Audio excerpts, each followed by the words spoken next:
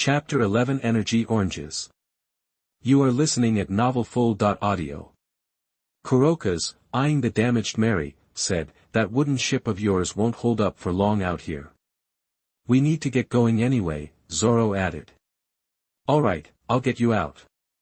"And I could use some fresh air myself," Kurokas replied. Kurokas then unbolted the metal door in the whale's stomach, leading the Mary into a passage within his island. The passage was lined with iron sheets. Rog, observing the iron passageway, marveled at Rab's resilience. "It must have taken you forever to build something like this," Rog said to Kurokas. "It was quite the effort, sure. But consider it a doctor's little hobby," Kurokas said. "You're a doctor?" Usopp asked. Kurokas nodded. "Yep, used to be a ship's doctor on a pirate crew." "That's a wild story," Luffy exclaimed. "Sure is, even saw some naval battles," Kurokas said. An idea sparked in Luffy's eyes. "Then you should be our ship's doctor."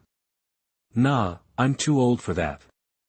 I can't keep up with you guys," Kurokas chuckled. After a bit, the Mary and the island reached the end of the tunnel. Kurokas climbed another set of stairs and unbolted another metal door. As the door swung open, sunlight flooded in. The real sky and sea awaited. The Mary sailed out, returning to the open ocean. Wei Wei and Nine, still on board, prepared to make their escape. "Let's go, Mr. Wednesday," Nine said. "Right," Wei Wei agreed. They slipped away quickly. After all, they'd come to hunt whales, so sticking around would be a bad idea. The Mary docked at the Twin Cape Lighthouse, and Kuroka's island also pulled up to shore. "Isn't this view something?" Luffy said, looking around. Rab's huge figure was visible from there. Rog stared at the massive whale, a true behemoth that would never be forgotten. Even some sea kings might look small next to it. There were tables set up near the lighthouse. Luffy, Rog, his crew, and Kurokas sat down.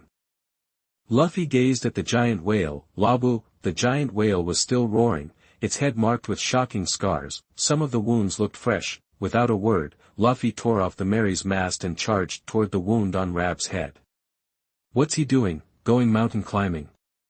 Usopp wondered. Luffy abruptly plunged the mast into the wound he'd just struck. Even for a giant like Rab, a stab in the wound was as painful as a needle prick to a human. Rab angrily turned his attack toward Luffy. Luffy, relying on his rubber abilities, fought Rab to a standstill.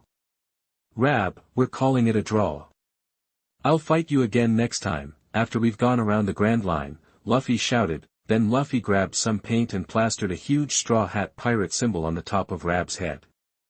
"Don't you dare mess this up before we get back," Luffy yelled. Rab let out a knowing growl, signaling he'd keep his word. With Rab taken care of, everyone breathed a sigh of relief and got down to business. Sanji went to prepare the elephant tuna. Nami chatted with Kurokas about the Grand Line. "You're heading into the Grand Line, huh?" Kurokas said. "Yep, that's why we climbed Reverse Mountain," Nami replied. Nami laid out a chart and pulled out her compass. "What the heck?" That the compass needle was spinning wildly. It was completely useless. "Ah, don't you have a log pose?" Kurokas asked. "Log pose?" Nami echoed. "Each island in the Grand Line has its own magnetic field, making normal navigation impossible. But the magnetic connections between islands can guide you. A log pose is a special compass that records magnetism." Kurokas explained. Everyone at the nearby table listened closely. The table was covered with a delicious feast made by Sanji. Luffy ate non-stop, but Luffy was still listening. He finished his tuna and asked, "Log pose? You mean this?" Luffy held up a log pose. Everyone looked surprised. "Where did you get that?" Nami asked. She snatched the log pose and saw a compass encased in a spherical glass cover. "This is a log pose," Nami said. "The islands in the Grand Line have magnetism according to a certain law. That is, the magnetic force of mutual attraction between the islands is recorded with a log pose, and it points to the sailing direction of the next island. In a sea area where you can't control your own position, you can only rely on the log pose. First, it will choose one of the 7 magnetic forces emanating from this mountain. But whichever island the magnetism starts from will eventually converge into a route, and finally arrive at an island called Raftel, which is the end point of the grand route. In history, only the pirate crew led by the Pirate King has been to that island. It is a legendary island. Kurokas explained. So that's where the great treasure is? Usopp asked. I don't know. No one's been there since, as far as I know, Kurokas said. Then let's go see. Luffy declared. Sanji, seeing the empty table, shouted, Luffy, did you eat everyone's share? There aren't even bones left. Usopp said in shock. Nami stared at the log pose in front of her. There's nothing here yet, just a direction. Luffy and Sanji started fighting over food, and ended up breaking the log pose in Nami's hand. Ah! You guys, Nami exploded, kicking Luffy and Sanji away. Oh my god, this thing's broken. This is a lifesaver. Nami lamented. Don't worry, I'll give you mine. Consider it a reward for helping Rab, Kurokas offered. Rog wasn't paying much attention. He was focused on finding more plants. Seizing the moment, Rog approached Kurokas. Mr. Kurokas, would it be alright if I picked some coconuts from your island? Rog asked politely. Coconuts? Sure, go ahead, Kurokas replied. Thanks. And is there anything else growing around here besides coconuts? Rog asked. Kurokas raised his chin and pointed to the ground near the lighthouse. Rog looked and saw a small wheat field. I don't just eat seafood and coconuts. I grow some wheat, too. And since this is the entrance to the Grand Line, ships stop by frequently. I buy supplies from them. There's also a village not too far from here where I can get supplies, Kurokas said. Thank you very much.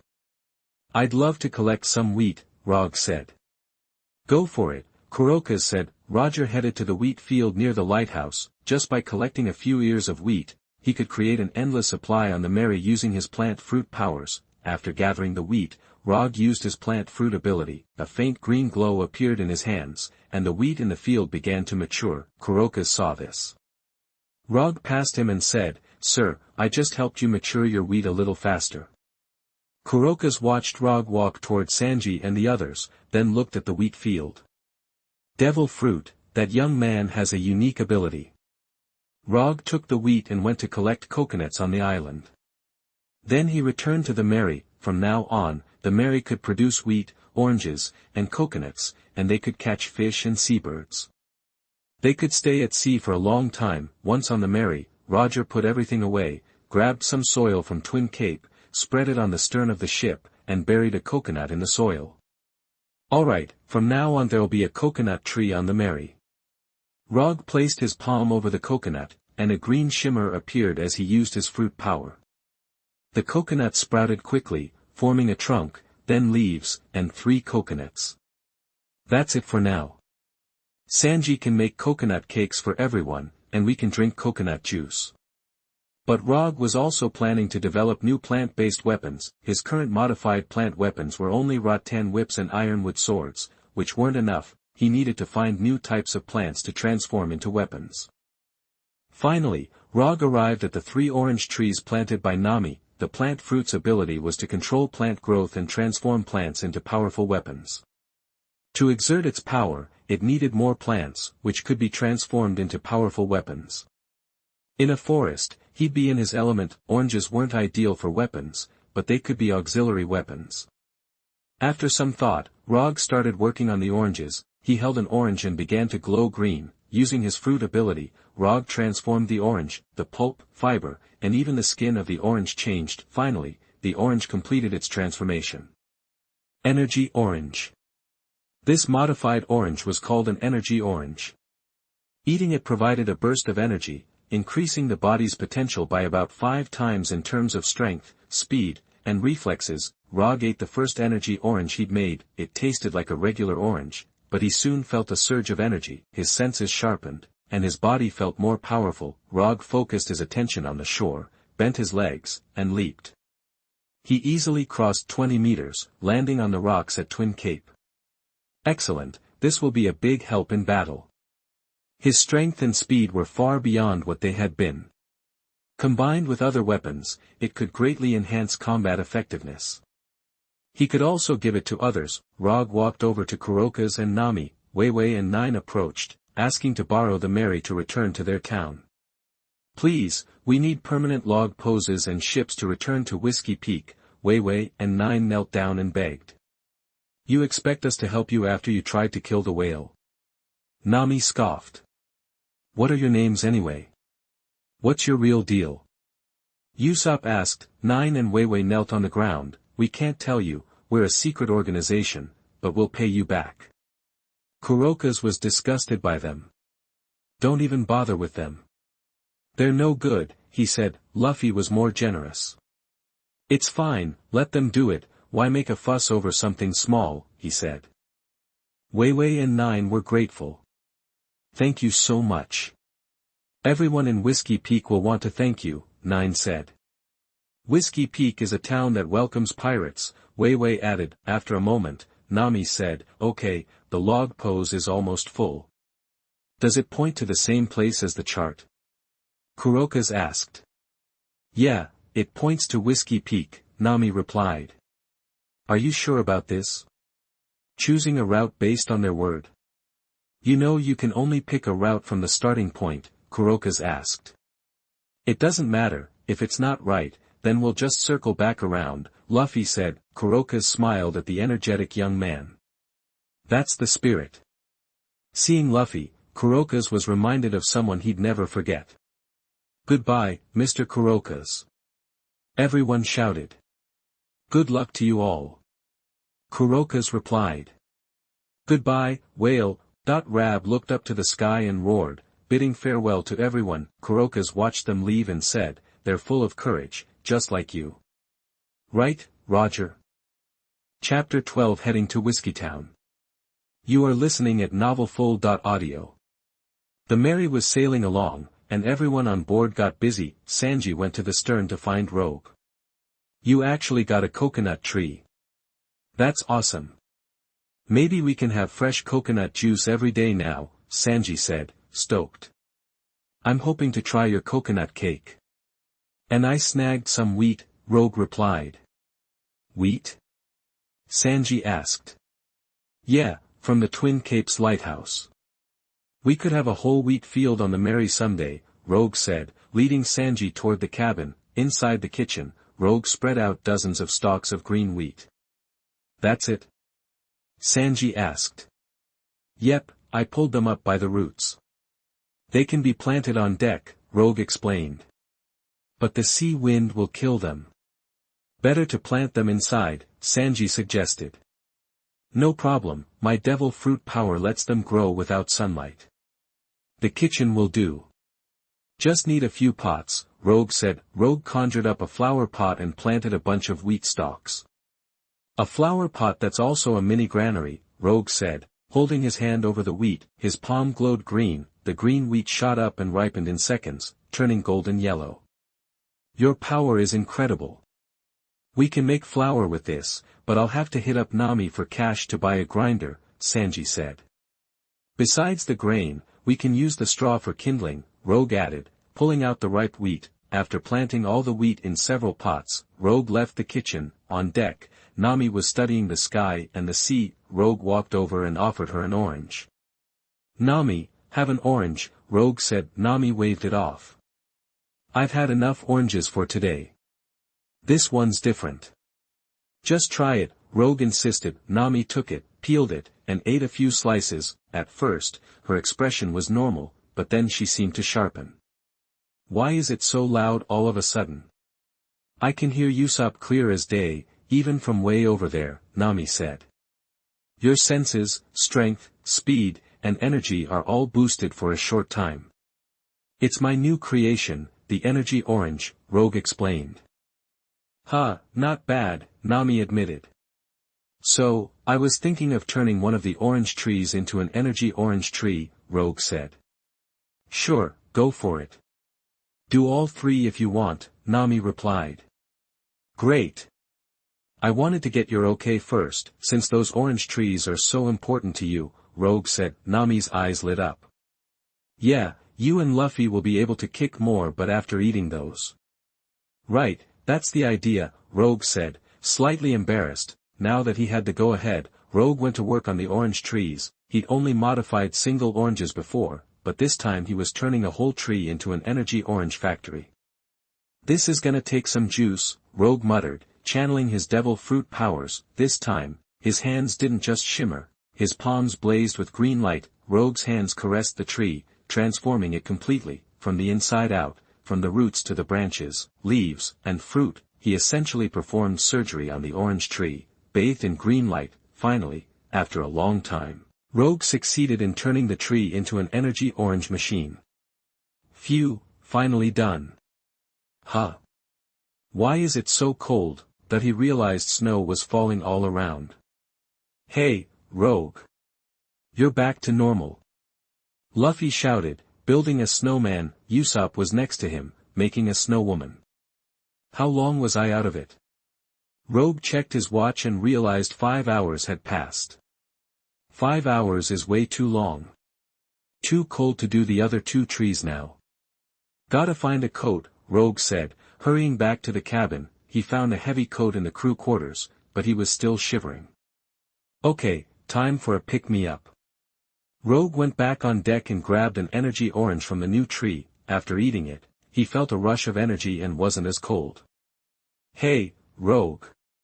Don't just stand there. Get out here and shovel snow like Sanji. Nami yelled, bundled up in her own coat. Okay, Nami, Rogue replied. He grabbed a few more oranges from the tree. Sanji, also in a coat, was happily shoveling snow. Miss Nami, how am I doing? Sanji asked, grinning. Great. Keep it up. And Luffy, Usopp, stop playing around and get to work. Nami ordered. Rogue walked up to Sanji. Looks like Nami wants you shoveling too. Guess we're in this together, Sanji said cheerfully. Ah, here's a shovel, Rogue said, grabbing one. Sanji was clearly in swoon mode. Looks like Nami's orders are to be obeyed at all costs, Rogue said. Of course. Serving beautiful ladies is a man's duty. Sanji declared proudly. Rogue handed him an energy orange. Eat this. It'll give you a boost. Sanji took a bite and instantly felt energized. What the? I feel amazing. Did you do something to this? Sanji asked.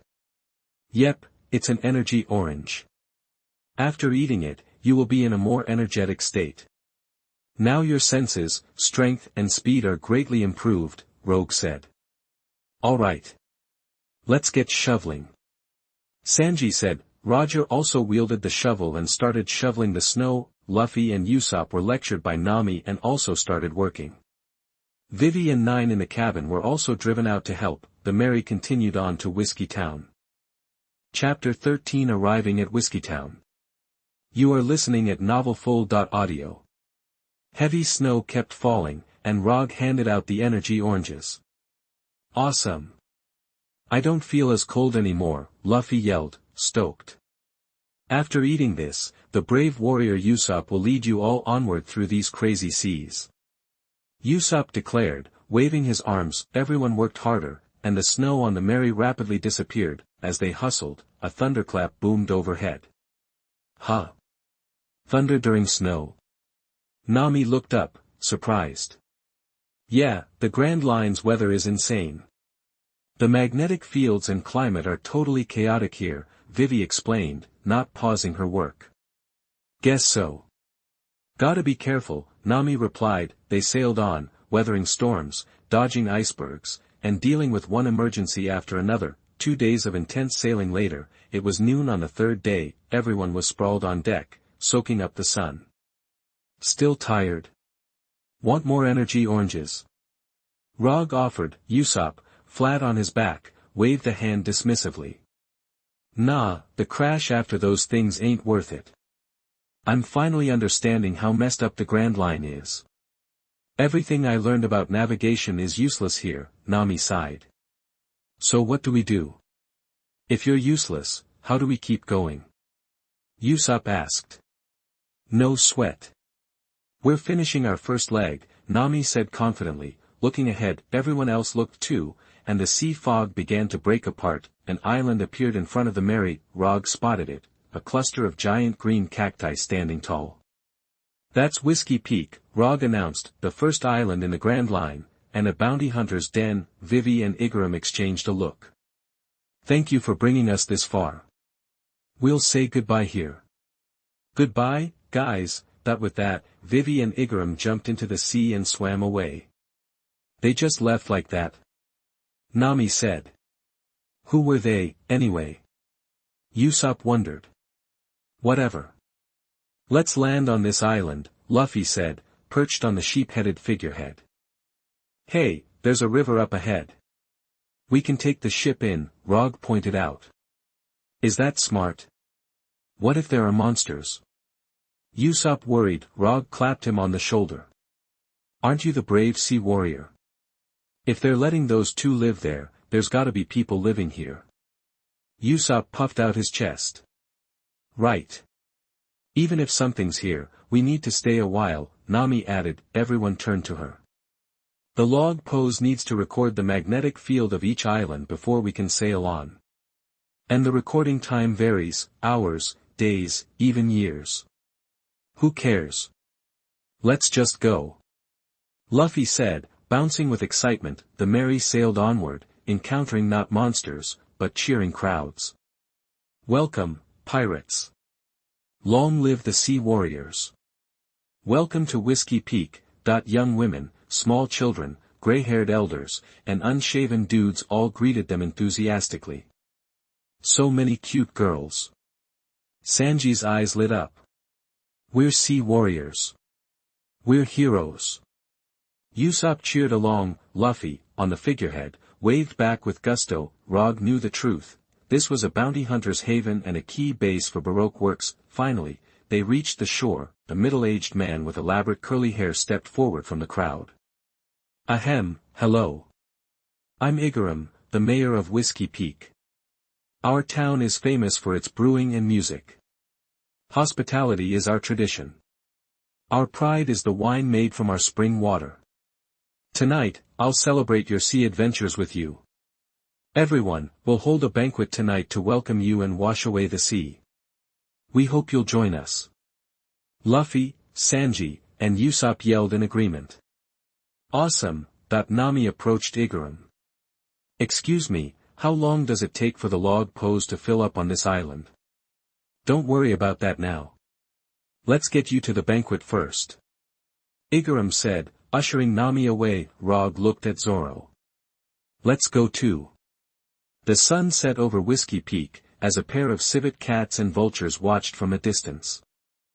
Later, the moon rose. In the town nestled among the giant cacti, the banquet was in full swing. In a large room, the townspeople sang, danced, and toasted. Usopp showed off his tall tales, Luffy demonstrated his powerful eating, Sanji basked in attention from the girls, Zoro proved his drinking prowess, downing challenger after challenger. Nami was even better, out-drinking 12 people in a row. Rog accepted drinks from the townspeople, drinking along happily. He'd eaten a few energy oranges beforehand, so he could handle his liquor. He knew what these people really were, so he planned to fake being drunk at the right moment. It's great to see everyone so happy, Igaram said, but his face held a sinister glint. The banquet went on, reaching its peak.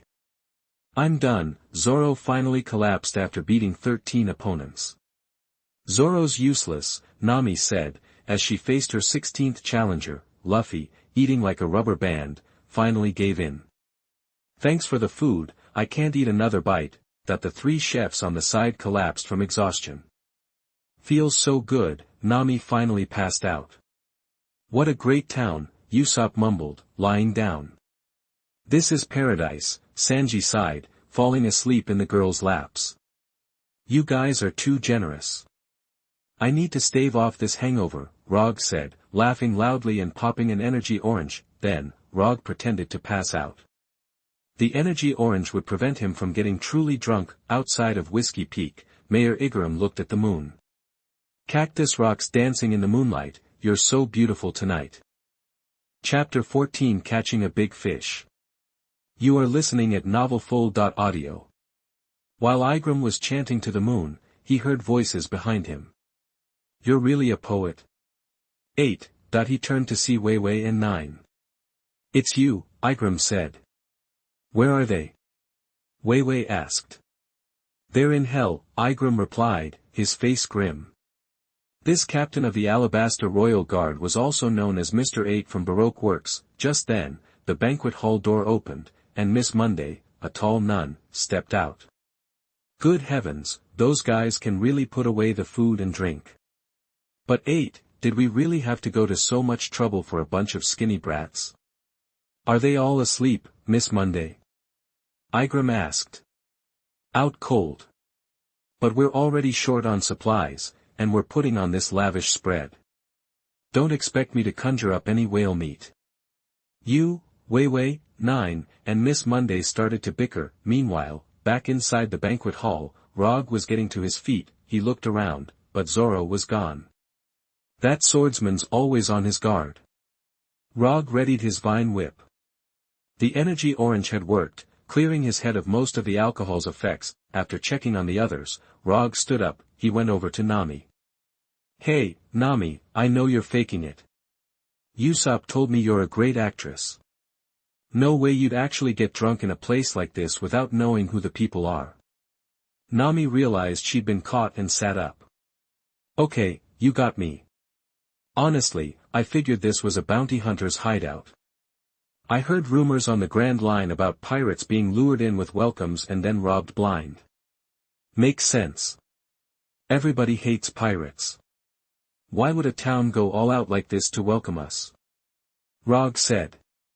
These guys are up to no good, Nami stated. So, what are you planning? Rog asked. I'm gonna steal their treasure. If you protect me, I'll give you a loan at a great interest rate, Nami said with a wink. Rog eyed the girl and her love for money. Do your thing, I've got other stuff to handle. Just then, the door burst open, and 2 bounty hunters with guns rushed in. You're still awake. One of them said, raising his weapon. Rog lashed out with his vine whip, tying them both up. Ah! Ah! You! They gasped for air. Rog followed up by landing 2 punches, knocking them out cold. Okay, go get your treasure. Nami said, eyeing the fallen bounty hunters. As Rog stepped outside, he saw fire erupting everywhere. Gunfire crackled as the bounty hunters shot at Zoro, and screams filled the air. These bounty hunters had clearly never faced a swordsman like him. Zoro can handle this on his own. I need to find Igram and tell him to stop the fighting. And maybe snag some plants while I'm at it. Rog had a clear plan. Soon, Mr. 5 and Miss Valentine showed up, but they wouldn't be too tough to deal with. Zoro was cutting a swath through the hundreds of bounty hunters, having already taken down more than 40 of them. Found you, Igram. Rog swung his vine whip, snaring a barrel. He spun the barrel around a few times and then hurled it at Igram. What the? Igram barely dodged, and the barrel crashed into 3 bounty hunters. Igram glared in Rog's direction. Who is that? I'll take care of him myself. You guys handle the swordsman. Igram charged towards Rog. He took the bait. A big fish, too. This was also an opportunity. Maybe he could reason with him during the fight. Pirate. Where are you? Igram played the saxophone, which sent a hail of bullets flying towards Rog. Rog dove aside. Good thing the energy orange boosted my reflexes. Those are shotguns, seriously powerful. Fueled by the energy orange, Rog moved quickly, using his vine whip to swing between buildings. Don't even think about running. Igram chased him to a dead end. Where'd he go?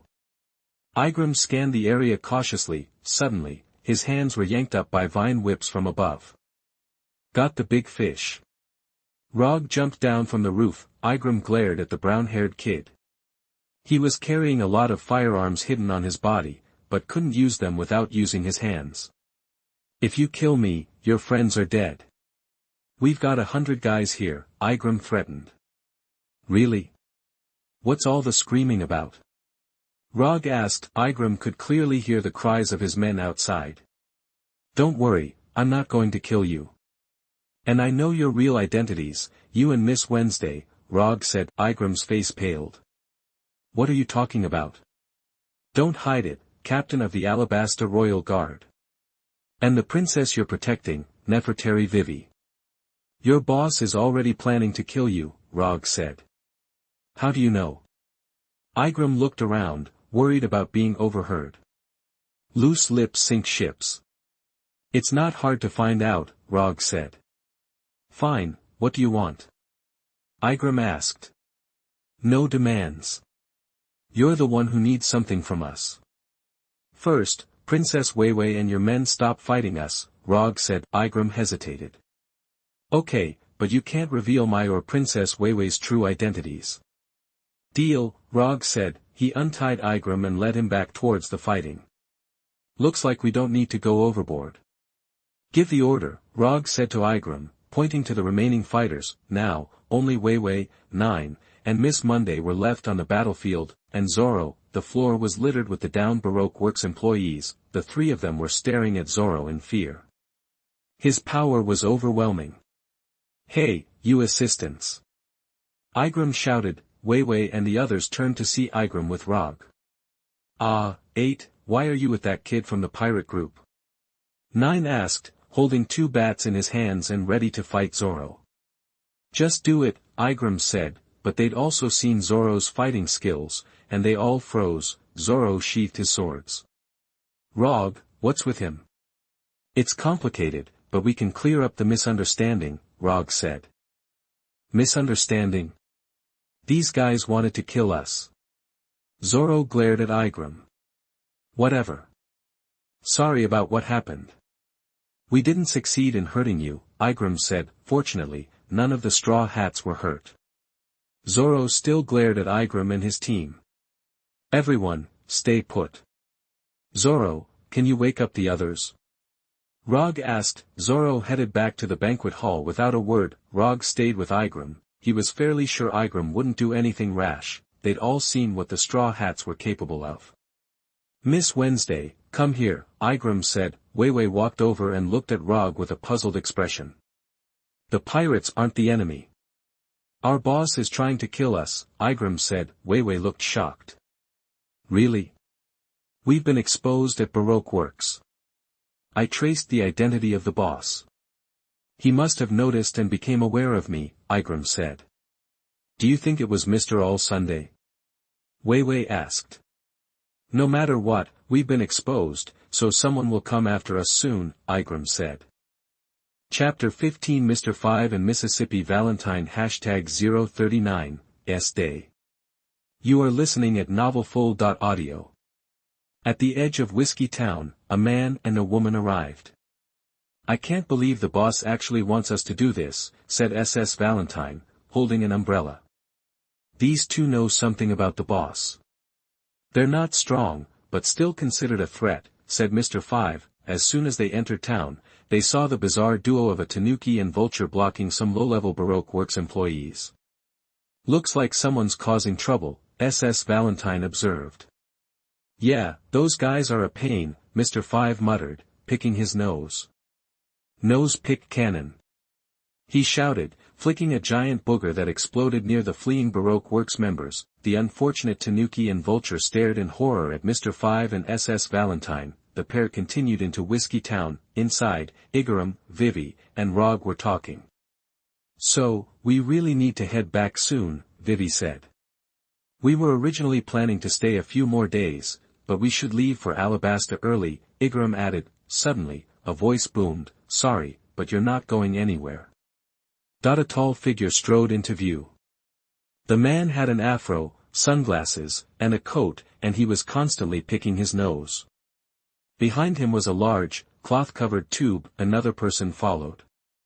She was a beautiful woman with a great figure, holding an umbrella. Mr. 5. SS Valentine. Igram exclaimed, shocked. Vivi glanced at Rog, who, it seemed, had been right all along. Perfect timing. You're all here, Mr. 5 announced. Vivi and Igram felt a chill go down their spines. two of Baroque Works' top officers, coming to eliminate them? They didn't stand a chance, Rog eyed the pair. They were definitely elite fighters. Are you here to oversee our work? Igaram asked, stalling for time. Oversee? SS Valentine laughed gracefully. Mr. Five stopped picking his nose. You think we traveled all this way to supervise you? We're here on direct orders from the boss himself. Igaram's heart raced, and he prepared to fight. His clothes concealed firearms, ready for a surprise attack. Just so you understand why you're dying, Mr. Five continued, the boss found out his secret was compromised. We're not allowed to investigate any employee's background, especially regarding the boss's identity or goals. Turns out, you two snuck into the organization. You, Igaram, captain of the Alabasta Royal Guard, and you, Vivi, Princess Nefertari Vivi of Alabasta. Mr. Nine and SS Monday were stunned. Am I right, Igaram? Mr. Five pressed. Yes, Igaram admitted. But what do you want? Your heads. Mr. Five declared, picking his nose again. In the name of Baroque Works, I'll destroy you. Igaram knew he was out of options. He yanked on his tie, revealing 6 gun barrels hidden in his elaborate hair. I'll defend the honor of the Alabasta Royal Guard captain and protect Princess Vivi. The guns fired, unleashing a barrage of bullets. Mr. Five and SS Valentine were engulfed in explosions. Princess Vivi, run! Igaram yelled, as the smoke cleared. Mr. Five and SS Valentine were unharmed. Nose-pick cannon. Mr. Five flicked another booger at Igaram. An enormous explosion engulfed Igaram in flames. Igaram! Vivi cried. Igaram fell, badly wounded. Princess, get out of here. Mr. Five prepared another booger, leering, Princess, don't even think about escaping.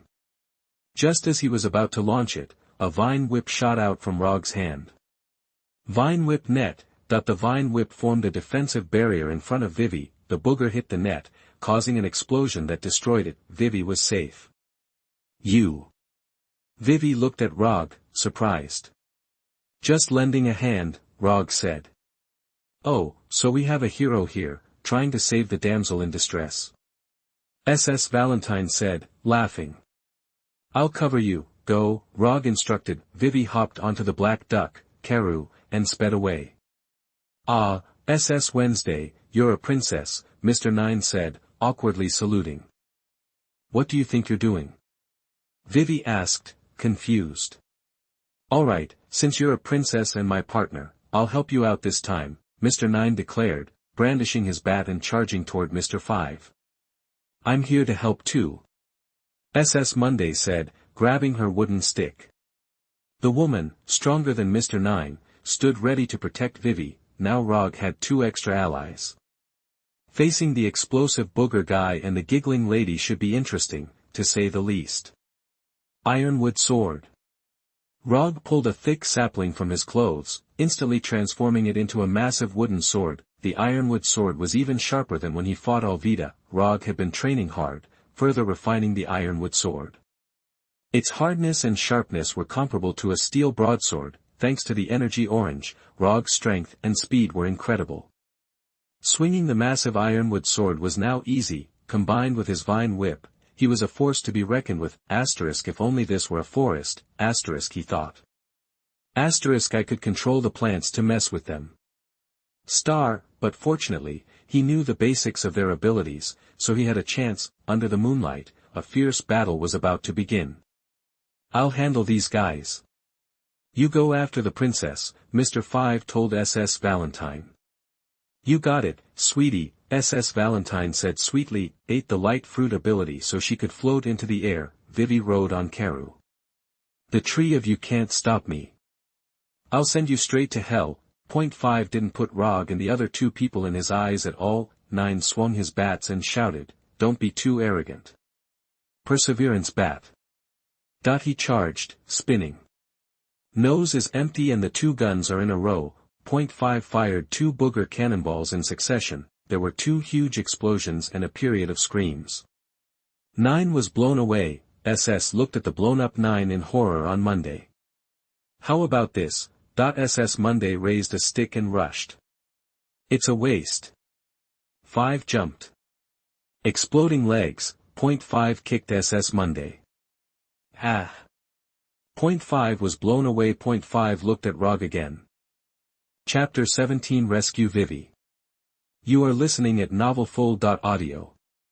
Weiwei, clearly panicked, glanced at Luffy before saying a grateful, "Thank you so much," to the calm guy, then, pulling herself together, she asked, "Why did you save me?" Luffy glanced over at Zoro, who had just filled them in on what went down.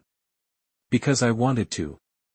Luffy replied, like it was the most obvious thing in the world. Weiwei just stared at him, speechless. The guy had a real refreshing bluntness to him. Sanji rushed to Vivi's side. "Miss Wednesday, are you alright?" "I'm fine," Weiwei assured him. Sanji eyed Miss Valentine, sprawled on the ground. How'd a beauty like that fall from the sky? He wondered aloud. Maybe her butt's too heavy. Usopp piped up. Sanji shot him a glare. "Don't be ridiculous. A beauty like that is light as a feather, top to bottom." "Yeah, but why the sudden nosedive?" Usopp persisted. Just then, Miss Valentine's body lightened again, and she floated up out of the crater. This time, instead of taking off, she landed right in front of them. Well, if it isn't a bunch of heroes comin' to the rescue," Miss Valentine said with a cheerful lilt. Sanji's heart practically leaped out of his chest. Those exquisite features, those gorgeous green eyes, that golden hair, that delicate dress, that elegant parasol. A true vision. Sanji gushed, clutching his chest, eyes sparkling. Miss Valentine was undeniably stunning, and that voice only made her sexier. "Hey, Sanji, wake up. She was attacking us just now." Usopp reminded him, already adjusting his goggles. "Who are you?" Zoro demanded. "Butting in where you don't belong, and you're not with Baroque Works, either." "I just need to finish off this princess," Miss Valentine stated. "A princess?" Usopp and Sanji's jaws dropped as they looked at Vivi. "No wonder you're so beautiful, being a princess and all." Sanji nearly fell to his knees. Luffy, however, remained unfazed, glancing between Vivi and Miss Valentine. "You're saying you're gonna kill her?" Luffy asked. "Yup, that's the plan," Miss Valentine confirmed. Sanji, still reeling from the princess reveal, snapped to attention. He jumped between Vivi and Miss Valentine. Ladies, why can't we all just get along?" Sanji pleaded. "Ahahaha, you can't stop me." Miss Valentine shot into the air, aiming for Weiwei again. "Let's keep it gentle this time, so I don't waste time becoming lighter after you scurry away." Weiwei hopped onto Karu's back and they darted off. "Karu, run."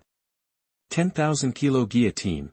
Miss Valentine plummeted downwards. Just as she was about to smash into Vivi, Luffy fired his gum pistol. Miss Valentine went flying.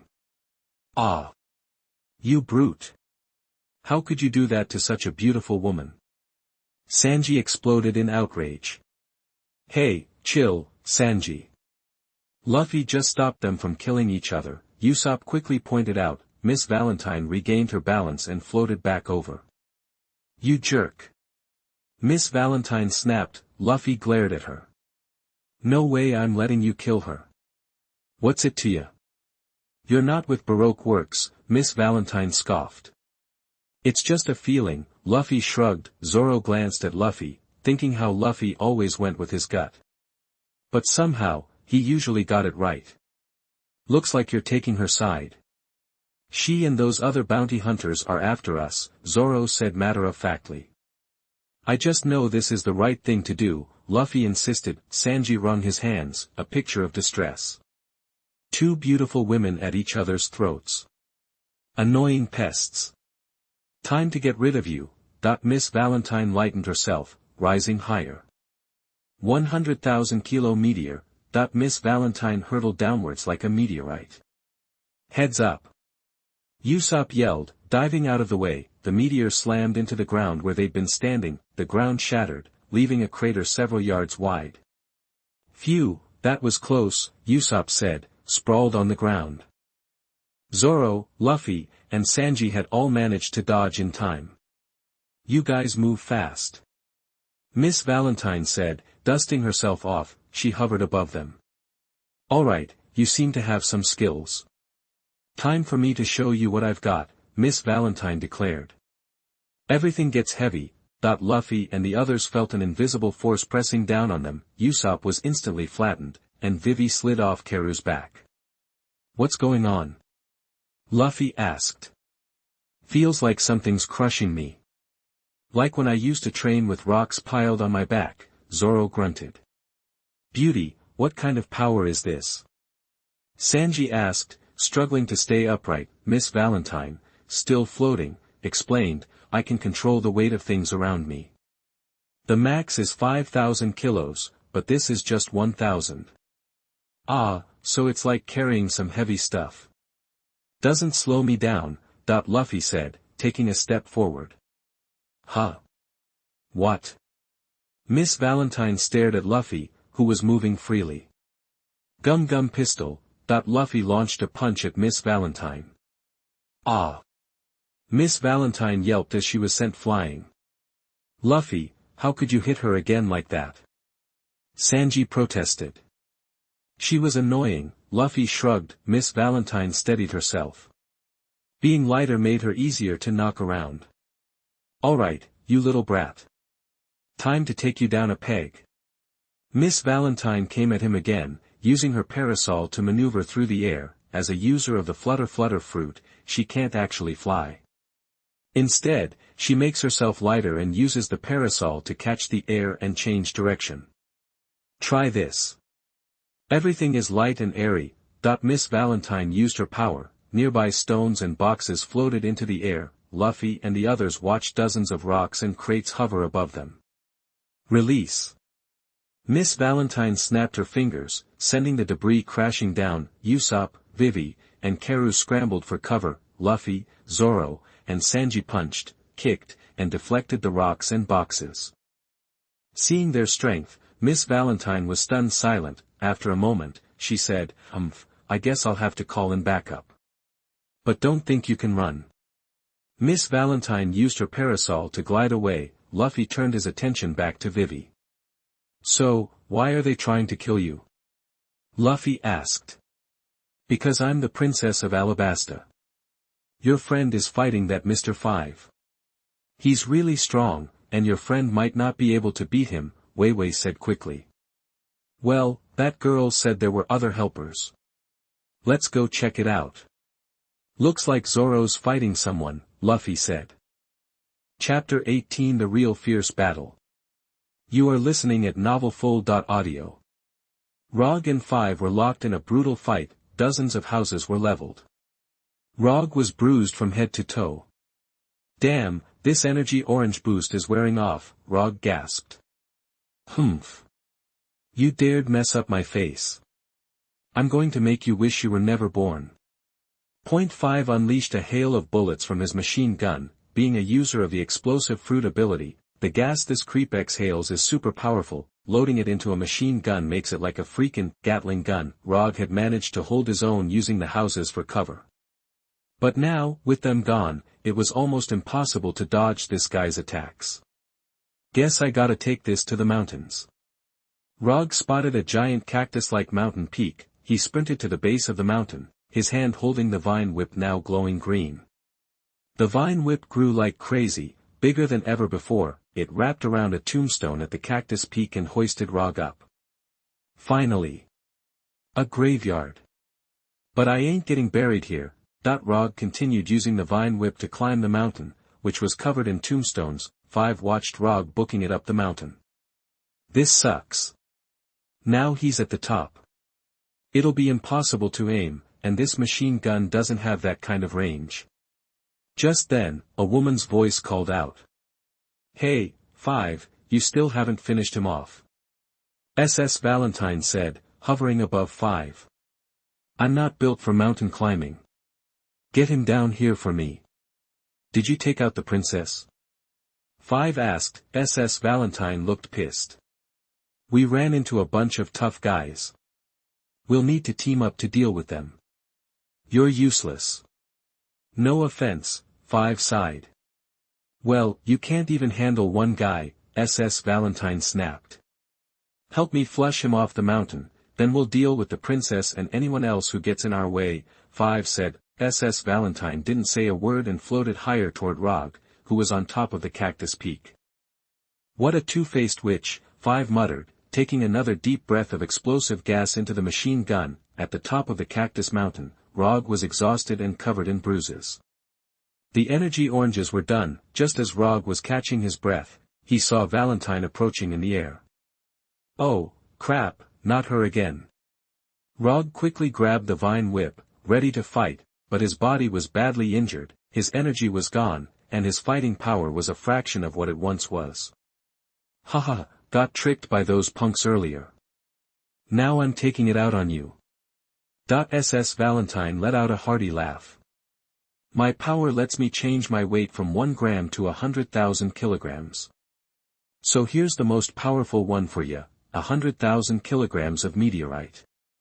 SS Valentine slammed into Rog like a meteor. Damn it. Rog tried desperately to dodge, he got clipped by the edge of the attack, the massive impact sent him flying, tumbling down the mountain. Vine whip. As Rog plummeted, he used the vine whip to yank out a tombstone. Finally, he reached the bottom of the mountain. That was a close one. Rog hit the ground and saw 5 charging at him. The creep, sporting a fresh scar from their earlier fight, grinned at him with pure hate. The machine gun was ready to blast him to smithereens. You caused me a ton of trouble, but now it's payback time. Point 5 was about to fire. SS Valentine was floating above Rog, too. It looked like the end. Even if it's my last fight, I gotta try, Rog said, covered in wounds. Gettin' outta here. Suddenly, 2 long, rubbery fists slammed into 5, sending him flying. You guys finally woke up, Rog said, looking to the side. Dude, you're beat to hell, Usopp yelled. The extended fists quickly returned to Luffy and the crew rushed to Rog's side. Looks like this guy is that woman's sidekick, right? Luffy said. 5 got back on his feet, glaring at Luffy and the others. SS Valentine shouted from the sky, those are the guys, and look, there's the princess. Princess Vivi was with Luffy and the others, but she was frantically looking for Igram. The seriously wounded Igram was lying on the ground, spotted by Karu's sharp eyes. Kai-ah! Igram! Vivi jumped off Karu's back and ran to his side. Igram looked up at Vivi, his face contorted with pain. Princess Vivi, you need to run. I can't leave you, Igram. And I can't run away without stopping them, Vivi said, her eyes filled with pity. 5 picked up his machine gun and started toward Luffy and the others. SS Valentine hovered above him. These guys are just as annoying as that brown-haired kid. I'm gonna wipe them all out. Point 5 growled. That's right. Let's send these losers to hell together. Ha ha ha ha ha.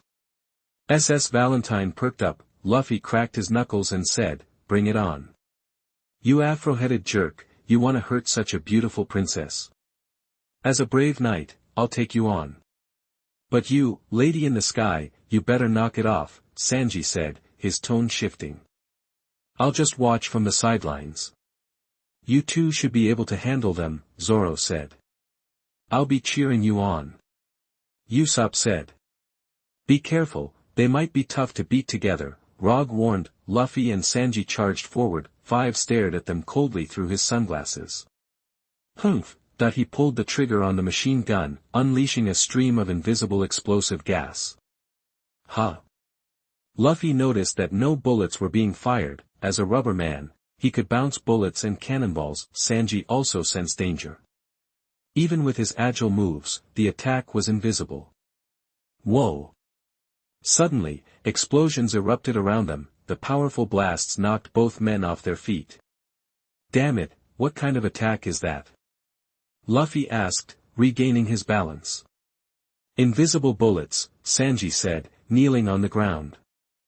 Careful, the gas this guy breathes into the machine gun makes it fire like a freaking cannon.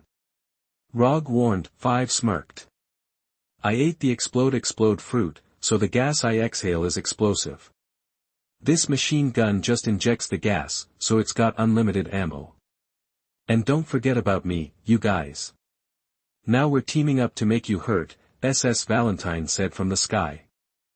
Chapter 19 Defeating the Exploding Booger Man. You are listening at novelfull.audio. I'm up first, this is gonna be heavy. Ms. Valentine swooped down on Luffy and Sanji. What's going on? He's getting heavier. Luffy exclaimed. Feels like I'm wearing a ton of weights, Sanji grunted. Suddenly, both felt like they were being crushed by something enormous. Ha ha ha ha. 5,000 kilograms pressing down on you.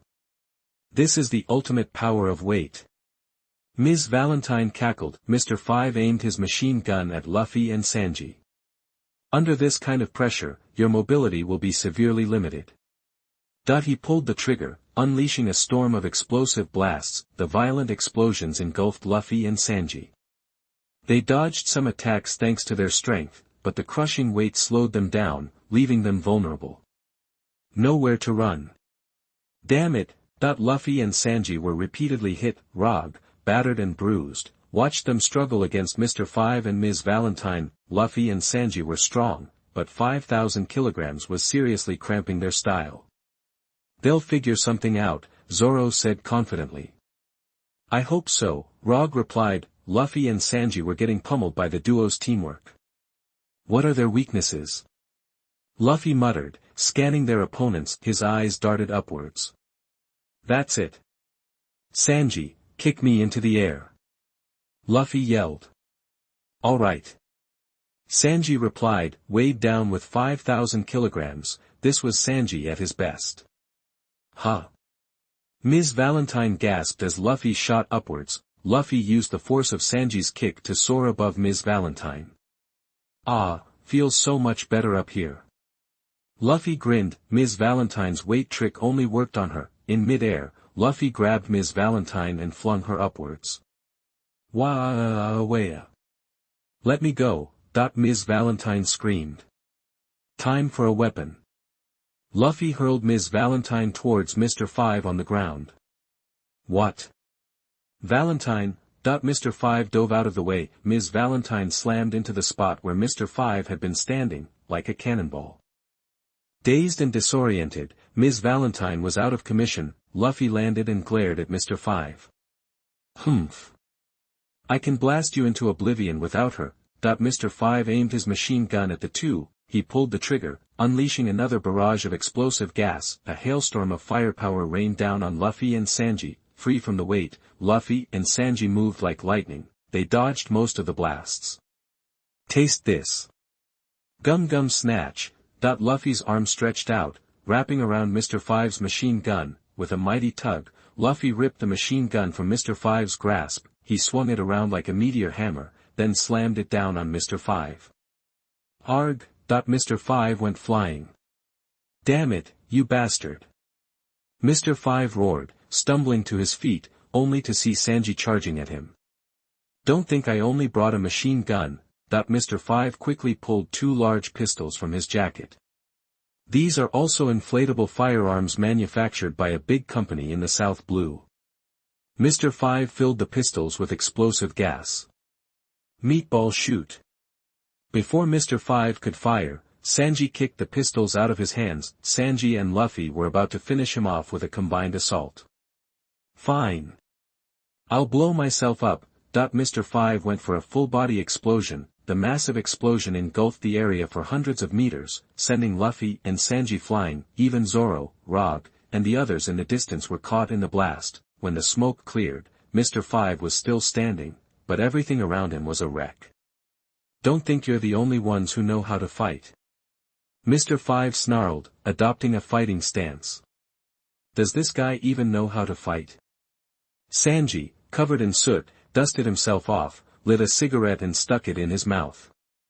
This guy can explode his whole body. Awesome, Luffy said, patting the dust off his straw hat. Come on. Mr. 5 taunted.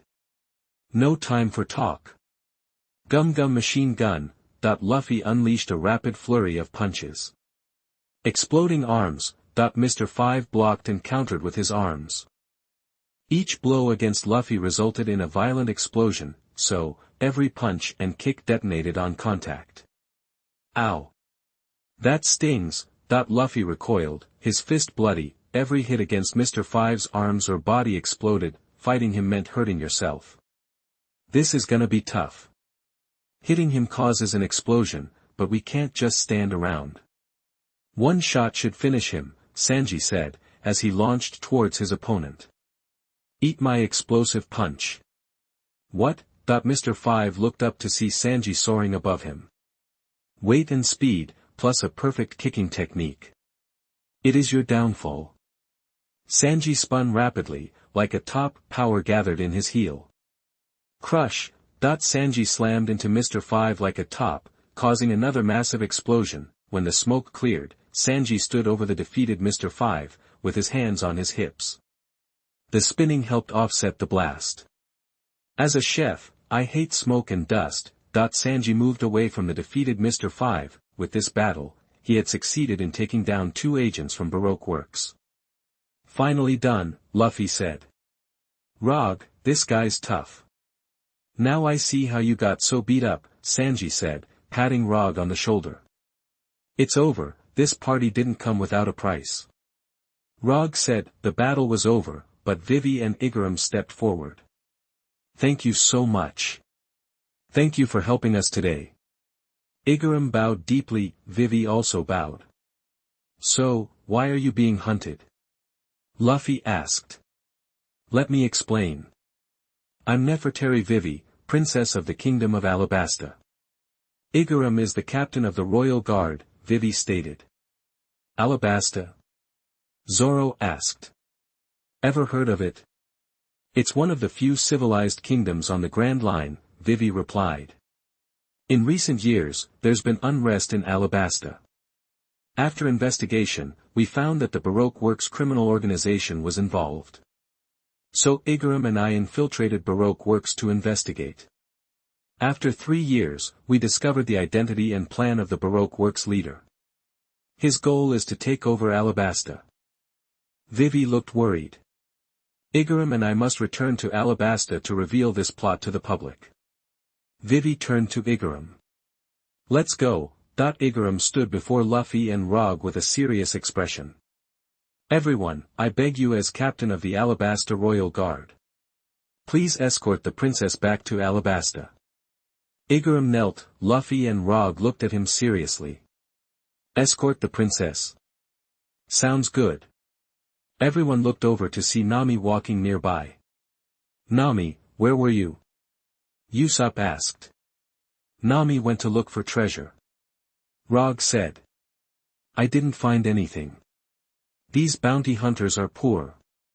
Nami complained, she looked at Vivi, like a money lover seeing a gold mine.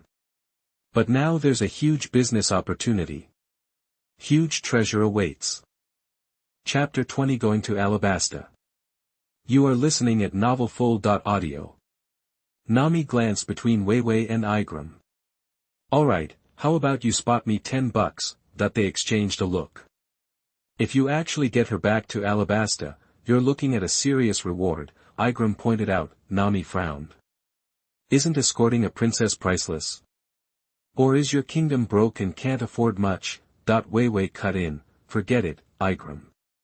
And I don't want to drag them into this. Luffy piped up, hey, you said you know the studio boss. Who is he? Weiwei sighed, I appreciate the thought, but this guy's a big deal. Knowing who he is might save you from getting killed. You're strong, but you can't take down Crocodile, one of the 7 warlords of the sea. Zoro perked up instantly. Hold up, you said what? Everyone else went silent, mouths agape. Igaram internally groaned at Vivi's slip-up. Meanwhile, up on Whiskey Peak, that awful buzzard and cat duo were spying on them, sketching their faces. What are those things? Nami asked Weiwei, unnerved. Those are the unluckies. They're reporting us to Crocodile, Weiwei explained. Oh God, somebody take them out, quick. Nami urged Luffy and the others. Luffy and Zoro were already grinning. So, It's one of the 7 warlords of the sea, huh? Luffy said, excited. Wonder what he's like, Zoro mused, even more pumped. Sanji was already smitten. Escorting a princess. Awesome. That's what a knight does. Usopp, on the other hand, was sweating. One of the 7 warlords, that's some serious pressure. Relax, aren't we brave warriors of the sea? Rog reassured. Nami wailed, we just got to the Grand Line and we're already getting chased by a warlord. So, we're Crocodile's targets now, Zoro said, eyes gleaming with anticipation. Things just got worse for Igram. Now it seemed like the Straw Hats wouldn't help escort Vivi. Please, hold on a second. Igram blurted out. Everyone stared as Igram, now in drag with his hair piled up high and lipstick smeared on. Dude, why are you dressed like that? Luffy asked, bewildered. Just listen. Now that we're exposed, Baroque Works will definitely move against us. They'll send their top assassins.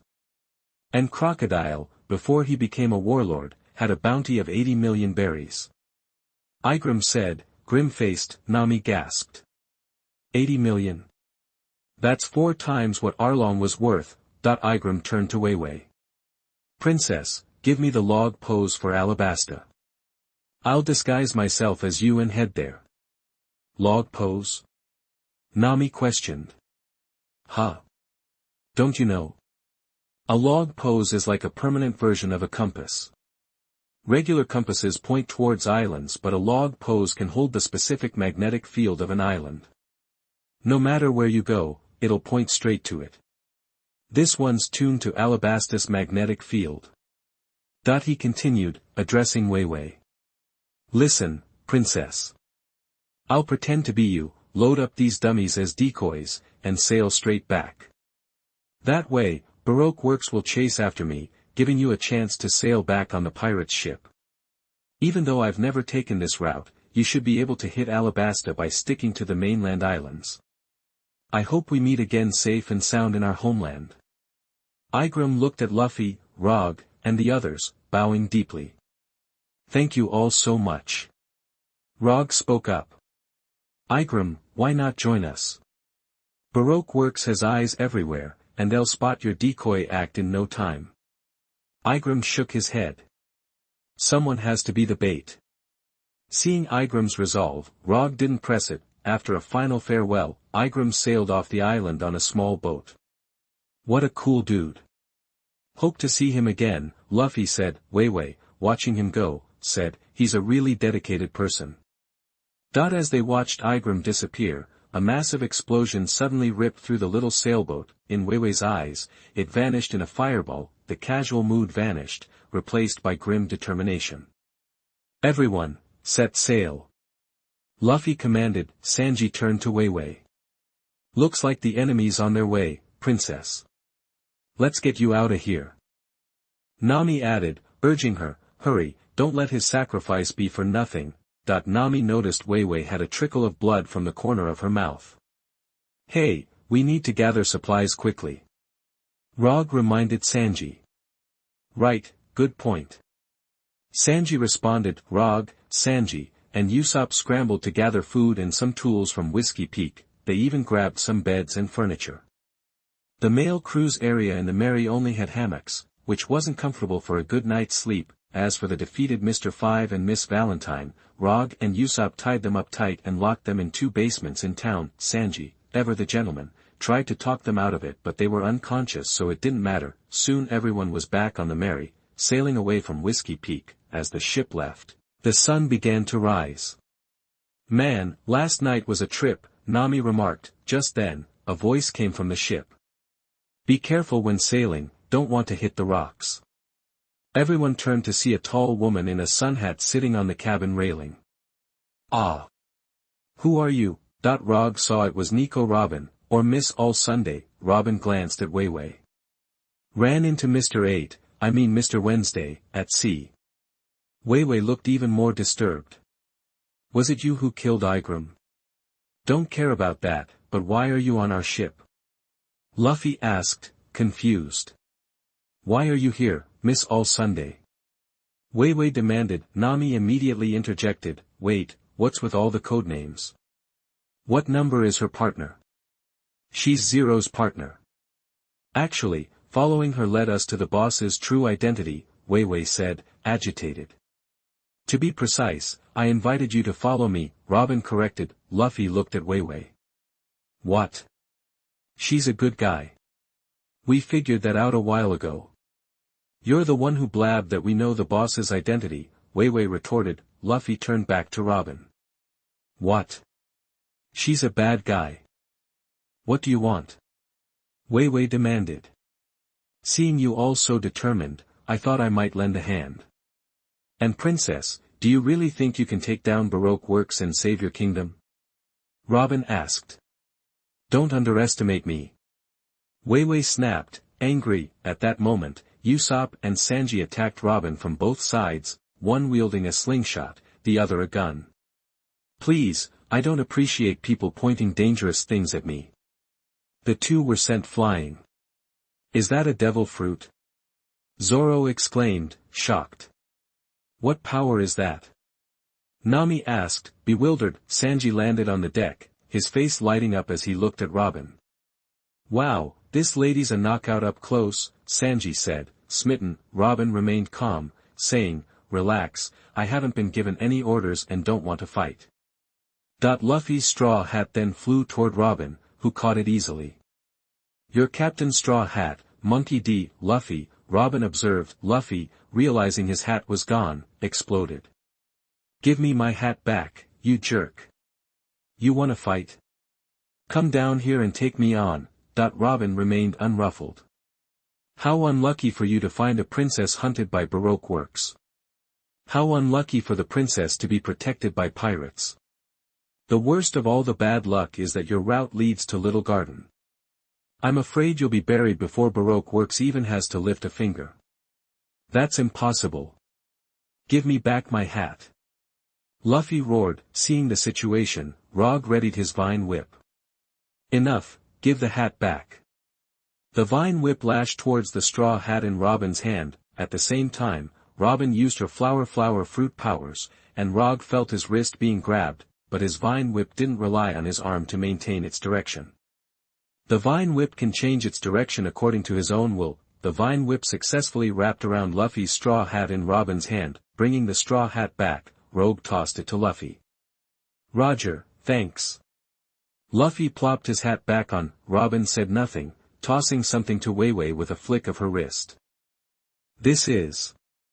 Wei Wei looked at the object in her hand, stunned. A log pose. Robin continued, it's for the island closest to Alabasta, the one that nobody in Baroque works knows about. It's your safest bet. Wei Wei, confused, asked, why are you giving me this? It's a trap, Zoro warned. The choice is yours, Robin shrugged. Wei Wei was torn. The fate of her friends on this ship rested on this log pose. She hated Baroque works, but she also hated the fact that her friends were now in danger. She had to find a way to help them choose the safest path. Just as Wei Wei hesitated, Luffy snatched the log pose. You don't get to decide where this ship goes. Luffy declared. What a shame, Robin said. Nami immediately punched Luffy. What are you doing? But she killed Fishcake Uncle. I hate her, Luffy glared at Robin. I don't hate people who are courageous, but if you survive, there's always hope. Robin said. I do, Luffy stated. Robin left on a giant turtle. Once she was gone, Wei Wei finally deflated. I'm on this ship, and I'm just causing trouble for everyone, Wei Wei said, defeated. Don't worry, Wei Wei. No matter how strong the opponent is, you must face it bravely. Rog comforted Wei Wei. Chapter 21 The Ancient Island. You are listening at novelfull.audio. The Mary continued its journey, despite being hunted by Crocodile, a member of Baroque works and one of the 7 warlords of the sea. But the crew wasn't fazed by facing such a powerful enemy. Up on deck, Luffy, Rog, and the others were having a blast, chatting and laughing. Alright, here's the special drink. Sanji announced, stepping out of the galley with a tray of green beverages. Awesome, Luffy, Rog, and the rest rushed over to Sanji. Rog grabbed a green drink, complete with ice cubes, and took a long sip through the straw. It was cool and refreshing, sweet but not too rich, totally revitalizing. "You've done it again, Sanji," Rog said. "I can't imagine a drink like this out here at sea." "Huh, glad you like it. What do you think?" Sanji grinned. "It's incredible," Luffy, Usopp, and Zoro all yelled. Even Vivi's duck, Karu, waddled over. "Quack!" Karu squawked, eyeing the drink. "Want some too, huh?" Sanji offered Karu a drink. The duck tried to grab the straw with its beak, but couldn't quite manage it. "Here, let me help you with that." Sanji gently positioned the straw for Karu. Karu downed the drink in one go. "More." Sanji happily poured Karu another glass. "This stuff is seriously good." Usopp and the others sighed. Vivi, who was leaning against the railing, watched the group. As the princess of the Alabasta kingdom, she couldn't help but worry about the safety of her homeland. Seeing these carefree pirates, however, gave her mixed feelings. Just then, the galley door opened. Nami strolled out, already sipping her drink through a straw. "Hey, are they always like this?" Vivi asked, frowning. "Don't let their goofing around fool you," Nami replied. "They're the ones you can count on when things get serious. Here, try this." Nami handed Vivi a glass of the same drink. Vivi accepted the drink and took a sip. The refreshing flavor, combined with the sea breeze, made her feel instantly better. "I do feel a lot more relaxed," she admitted. Down below, Karu was already passed out from all the sugary goodness. The pirates on deck continued to laugh and joke, like they were on a vacation, not heading into a dangerous fight. Roger walked to the edge of the ship and took in the sea breeze. The ocean was a brilliant blue, the sky even brighter, and the waves rolled endlessly. Suddenly, a massive dolphin leaped out of the water. "Hey, everyone, check it out. It's a huge dolphin." Rog called. Luffy and the others rushed over to see the giant dolphin jumping in the sea. "Whoa!" The massive dolphin suddenly charged straight toward the Mary. "Everyone, brace yourselves!" Nami shouted. "Man your stations." "Aye aye." Vivi watched in amazement as the same pirates who had been so lazy just moments before sprang into action, swiftly turning the rudder and adjusting the sails. The water churned violently around them thanks to the enormous dolphin, but the Mary bravely and skillfully navigated through the turbulent waters, holding its own against the creature many times its size.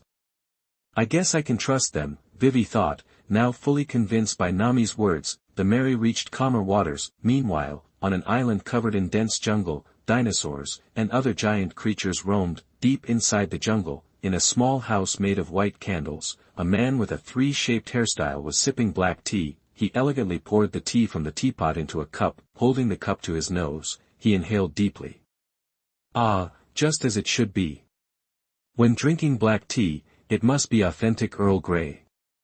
And, Mr. Golden Week, don't just gulp down a cup of tea like that," the man said to a little girl beside him. "Tea tasting is a form of enjoyment. Mr. 3, after tea, should we deal with those two guys quickly?"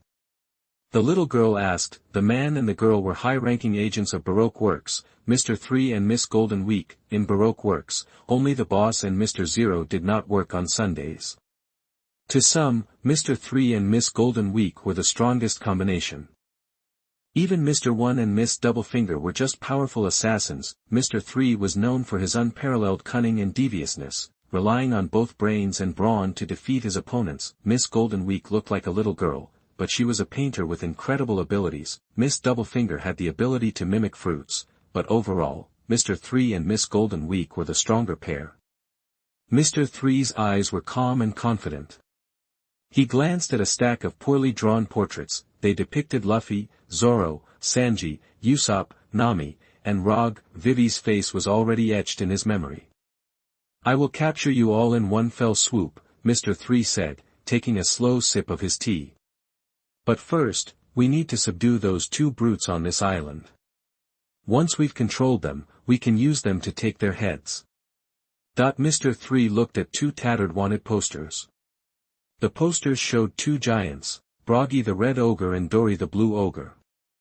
Both had bounties of 100 million berries each. Well, Mr. 3, if I'm going to control those two, it'll take 2 whole barrels of paint, Miss Goldenweek said. That's why I had you bring so many barrels of paint, Mr. 3 replied. Besides, in addition to those two, we'll need to control a large group of dinosaurs to serve as our soldiers. On this island, we'll create an army to deal with those pirates and the princess. The Mary sailed for 4 days after leaving Whiskey Peak. On deck, everyone was looking around. Finally, Luffy asked, Nami, are we on the right course? Nami glanced at the log pose in her hand. Hard to port. Under everyone's guidance, the Mary began to sail toward Little Garden. After a while, the Mary finally arrived at an island shrouded in mist. Hey, Nami, there's an island up ahead, Zoro called down from the crow's nest. Luffy, at the bow of the ship, strained his eyes to see traces of Little Garden. That white smoke rising from the island looks cool. Nami consulted the eternal pose.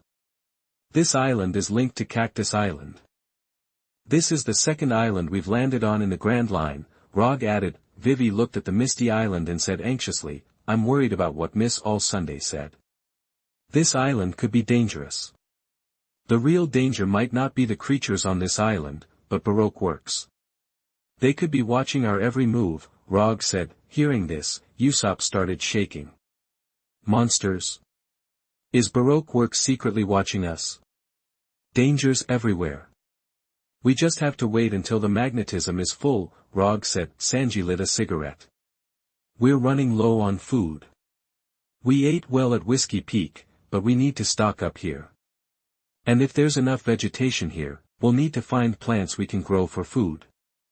I'll make them a food supply on the ship, Rog said. The Mary sailed into a river leading into the island's interior. The boat slowly made its way through the forest. Rog surveyed the surroundings. Ancient vegetation grew everywhere. This is Little Garden. It doesn't deserve such a pretty name, Sanji commented. Suddenly, a loud screech echoed through the sky. What was that? Everyone was startled. Relax, it's just a bird, Sanji said casually. An Archaeopteryx swooped down from the sky. The Archaeopteryx slashed its huge claws at Sanji. At that moment, Rog's vine whip shot out, ensnaring the giant bird's claws.